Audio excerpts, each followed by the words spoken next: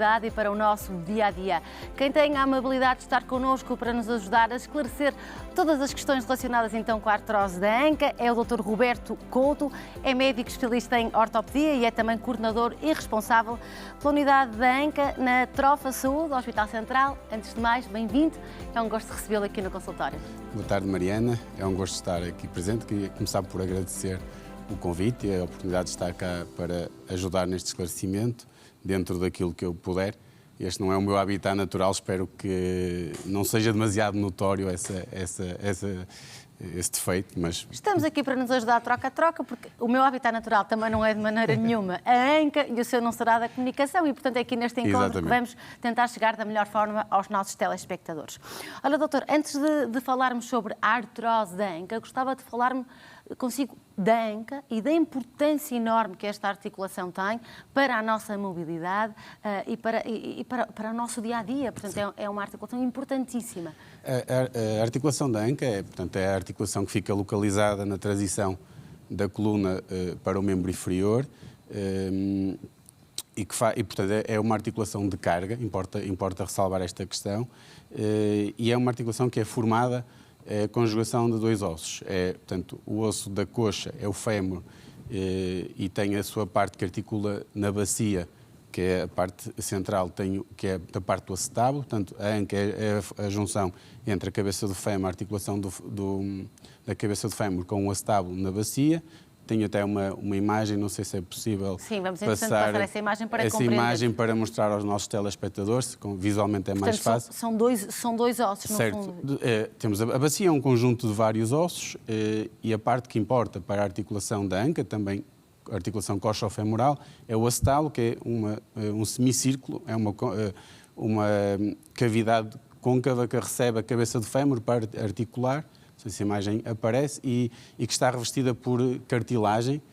Portanto, a cartilagem podemos dizer de uma forma assim mais simplista para as pessoas compreenderem, é como se fosse a borracha que protege os ossos e que permite que haja uma articulação e um movimento entre eles sem dor. E sem criar esse e tal sem atrito. Exatamente, e que naturalmente, lá está, tal como a borracha dos pneus do carro, dou muitas vezes este exemplo nas consultas, com a idade do carro e com os quilómetros vai desgastando, também a cartilagem articular, das várias articulações, aqui importa-nos a parte da anca, também com a idade e com o tempo e com o uso vai-se também desgastando e por isso acaba, com o avançar da idade, na maioria das vezes, por haver desgaste da cartilagem, desgaste da articulação e chegamos então ao cenário da artrose da anca, também conhecida, ou o termo até médico mais correto, coxartrose, que é esse o termo correto. E que vai depois acarretando os seus problemas e as suas queixas nos pacientes. Então podemos já perceber aqui que a partir da artrose da anca é uma doença mais típica de pessoas mais velhas, portanto há aqui uma maior prevalência a partir de uma certa idade, porque tem a ver mas com não só. Mas tem, aqui há uma relação estreita com o desgaste. O desgaste estará relacionado à partida com o tempo, digamos assim, também, mas não exclusivamente, dizíamos.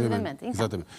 Portanto, à volta de 50% a 60% das causas da coxartrose, da artrose da anca, é aquilo que a gente designa por coxartrose idiopática, ou seja, é uma artrose cuja causa não é muito evidente e que atribuímos à idade e ao desgaste, e sim, nesses casos, maioritariamente a idades mais avançadas da vida. Mas depois existem outras causas que podem causar desgaste da articulação, desgaste da cartilagem, seja sequelas das doenças da infância. Portanto, há patologias que acometem a articulação da anca em idades muito precoces, que depois deixam sequelas que vão causar uma articulação. Como, por exemplo, a displasia da anca à nascença, por exemplo. Ou seja, eu expliquei há pouco o que era a articulação da anca e a sua configuração normal, mas nós não nascemos todos com a nossa anatomia normal, ou não nos desenvolvemos ao longo da infância e da adolescência todos da mesma maneira.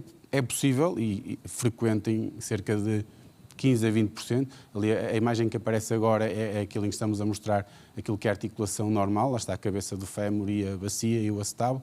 E aquela parte mais clara, mais esbranquiçada. E ali à azul temos a cartilagem, aquela cartilagem. É uma anca normal.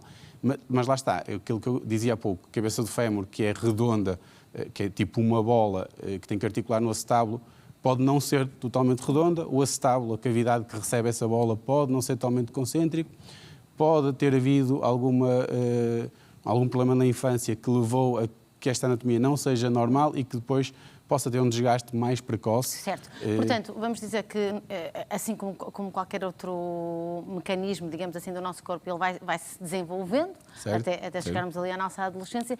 E a artrose é um processo progressivo, um desgaste progressivo, não é algo que acontece de um dia para o outro.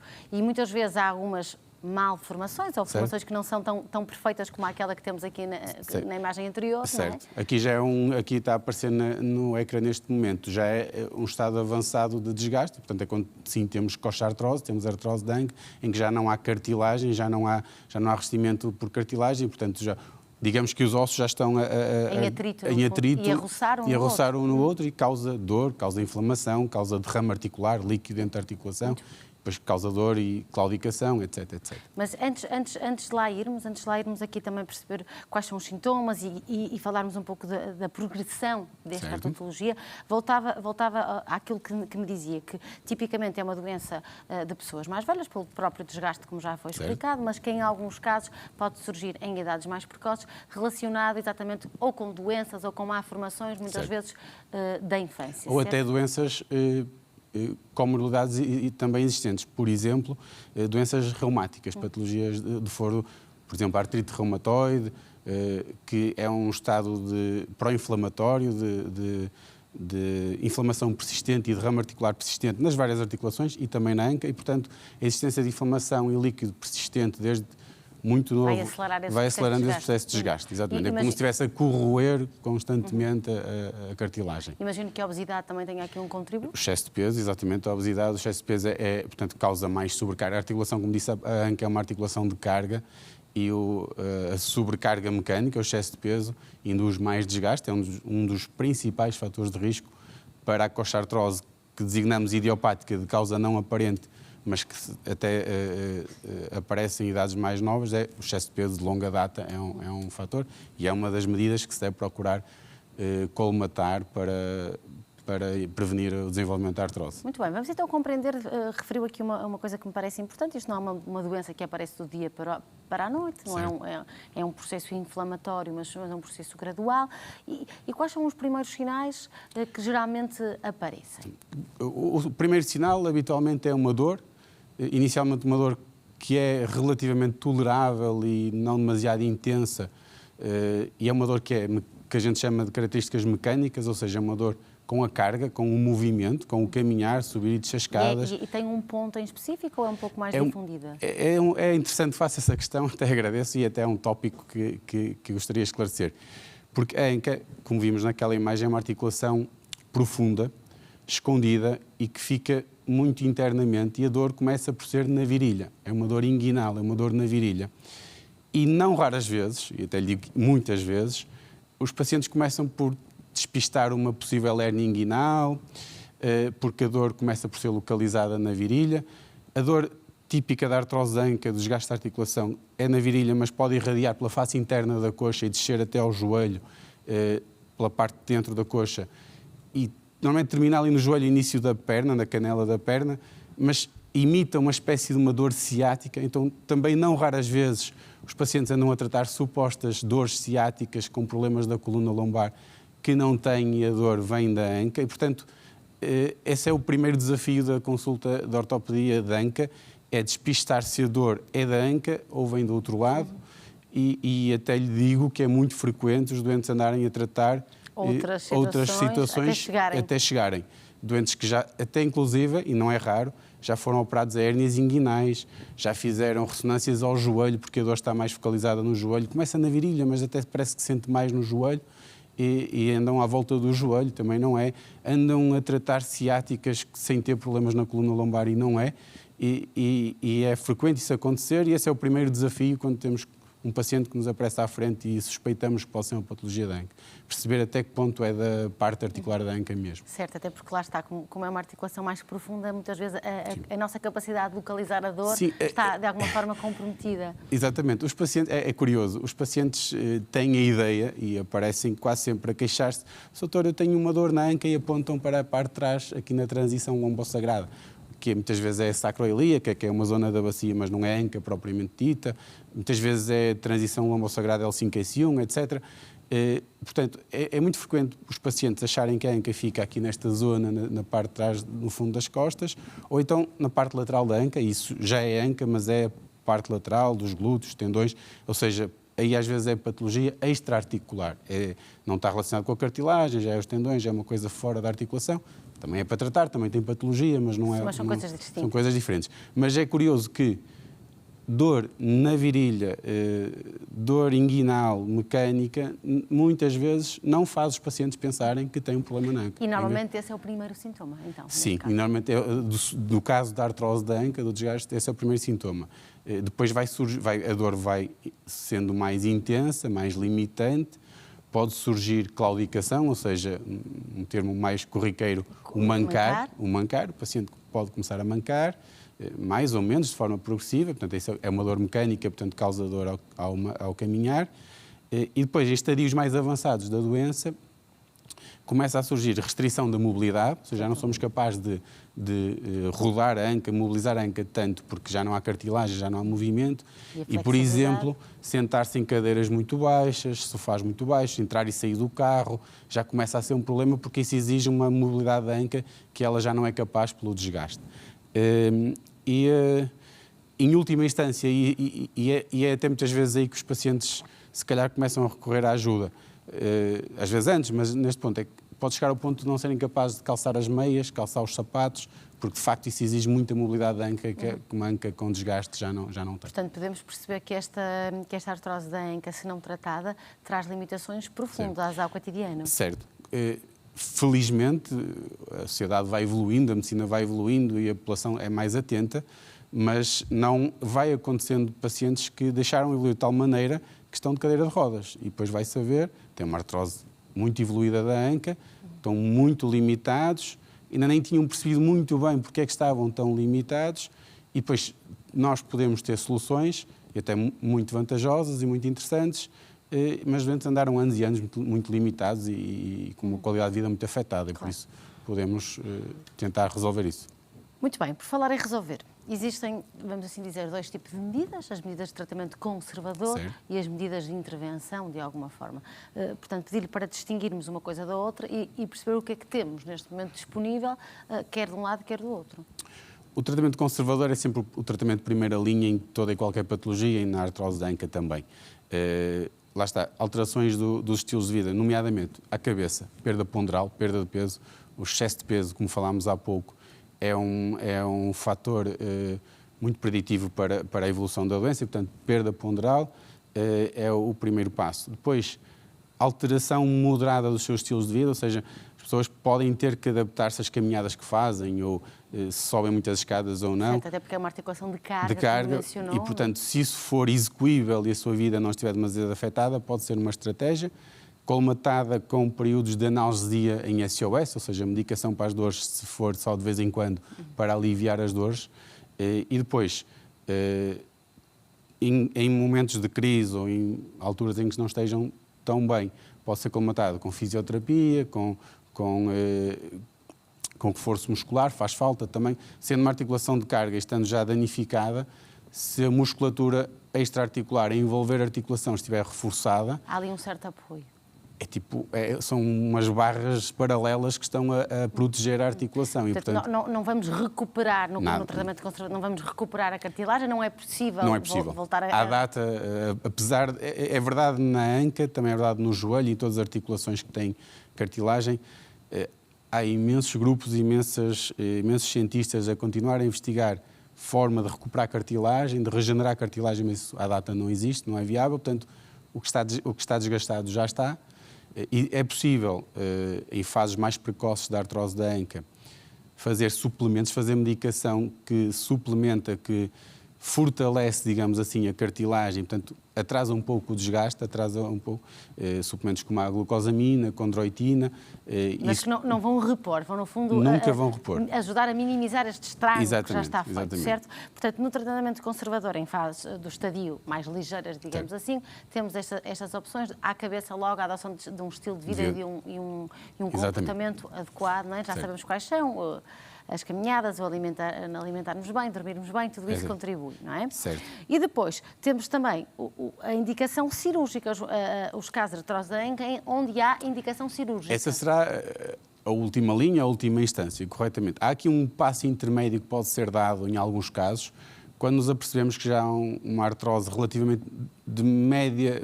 A artrose pode ser de 4 graus, grau 0, grau 1, grau 2, grau 3, grau 4. O grau 4 é absolutamente cirúrgico, temos só que ver se o doente pode ou não e tudo mais, mas há aqui grau 2, grau 3, em que ainda há alguma cartilagem, podemos ponderar infiltrações intraarticulares, ou seja, colocação no espaço articular de ácido hialurónico, que é um líquido viscoso que vai, vamos pôr entre aspas, lubrificar a articulação, ou seja, não vai regenerar nada, mas vai lubrificar a articulação, vai permitir que ela possa, a pouca cartilagem que ainda tem, vá articulando e vá funcionando, e é um passo que se pode ponderar e faz um pouco mais atrás antes da cirurgia. Certo, e do ponto de vista da sintomatologia deve trazer bastante sim. conforto. Conforto, sim. É uma medida que traz, nos casos indicados, traz alívio relativamente razoável da dor e da mobilidade e acrescenta conforto quando achamos que ainda não está indicada o tratamento cirúrgico com prótese, mas também já é preciso fazer algo mais do que as medidas convencionais que falámos há pouco. Certo. Então, perante este primeiro passo conservador, o segundo passo, temos então esta opção da injeção de ácido hialurónico para... Ou outros produtos, mas o ácido hialurónico é o mais frequente. O ácido hialurónico que é o que mais utilizado, ou outros produtos. E depois temos, de facto, aqui a indicação para a cirurgia. Quais são os casos em que a indicação para a cirurgia? Já aqui sugeriu que os graus 2 e 3 eventualmente, e o grau 4 com toda a certeza. A primeira ideia que queria passar, e essa pergunta permite-me esta resposta direta, o momento em que deve ser operado e colocar uma prótese de anca, quem escolhe é o paciente. Pronto. É um chavão clássico que nos ensinam, que a experiência nos vai confirmando que de facto isso faz o seu sentido. O paciente é que sabe quando é que aquela artrose e aquela dor e aquela limitação chegou ao ponto em que já não é capaz mais de tolerar e de aguentar e, portanto, pretende ser operado e quer melhorar a sua qualidade de vida. E, portanto, o paciente é que decide. Claro que nós cá estamos para aconselhar para orientar e para dizer, sim senhora, a sua radiografia aponta para uma artrose grau 3 ou grau 4, está indicado, não está indicado, e habitualmente é grau 3, grau 4, estando sintomáticos e limitantes. Ou seja, é um paciente que, muitas vezes é mesmo assim, quer ir ao café que fica a 200 metros e já não consegue, já não chega lá. Vai às compras ao supermercado e dar a volta ao supermercado é um tormento. Já toma paracetamol, ibuprofeno, tramadol numa frequência diária ou mais que diária e, portanto, já está muito afetado, já tem muitas limitações e as medidas de tratamento conservador já não estão a ser... E, em última instância, o paciente é dado ao doutor... Acho que precisa ser operado, já não aguento mais. Vamos avançar para esta prótese total da anca, prótese certo? Total da anca. Em quem é que pode ser realizado? Sei que isto é uma pergunta muito redonda, porque cada caso é um caso, mas... Eu diria que não há paciente que não possa ser operado. Essa é uma pergunta que acontece frequentemente porque, como isto é uma patologia que vai aparecendo com a idade, e a esperança média de vida também vai aumentando, e os nossos idosos são cada vez mais ativos e querem cada vez mais não estar limitados e não estar limitados a casa, querem fazer atividades. Portanto, temos doentes de muita idade a querer ser operados. E às vezes, mas esta idade não é muito arriscado? Não há limite de idade, a indicação está, se precisa, pode ser operado. Obviamente, podemos ter que ajustar a técnica cirúrgica, a técnica anestésica, os cuidados peri e pós-operatórios, em função da idade e das comorbilidades, como aliás fazemos sempre. Mas virtualmente todos os pacientes podem ser operados, uns podem precisar de mais cuidados, outros menos cuidados, e de próteses diferentes, cimentadas, não cimentadas, etc. Mas há sempre possibilidade de operar. Como é que é feito este processo? É um processo longo, depois o processo da recuperação? Um dos tópicos que eu trazia para esta conversa era precisamente esse. Classicamente, e mais do antigamente, a cirurgia de colocação de prótese total da anca era considerada uma cirurgia muito grande, muito complexa, muito invasiva, muito complexa e altamente uma recuperação muito, muito prolongada. Os doentes achavam que estavam internados uma semana, demoravam meio ano a recuperar, isso não é verdade atualmente. Se as coisas forem feitas por equipas experientes, habituadas, que fazem com frequência, um trabalho multidisciplinar, bem articulado com a anestesia, com os enfermeiros, com os cirurgiões, etc., é perfeitamente possível e é cada vez mais frequente internamentos curtos, cirurgias relativamente rápidas, internamentos curtos, recuperações relativamente rápidas. O paciente normalmente é operado num dia, na grande maioria dos doentes. Claro que há algumas exceções, mas são a minoria.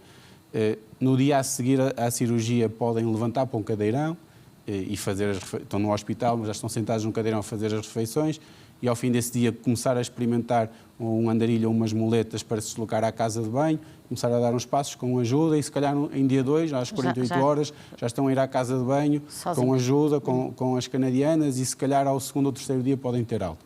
Claro que isto não é verdade para todos os doentes, mas é verdade cada vez mais para muitos doentes e depois fazem um processo de recuperação de algumas semanas, mas aquela ideia dos 6 meses, 4, 5 meses, não é verdade. Não é.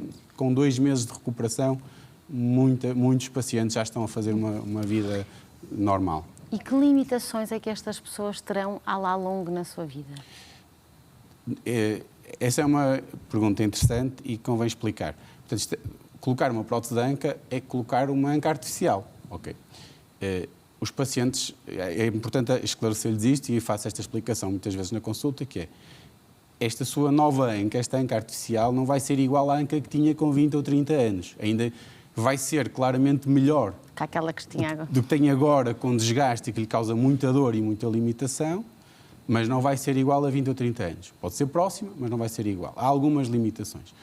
O desporto de alto impacto, de alta energia, sei lá, há pacientes que não fazem só corrida, fazem trail, vão correr para o monte.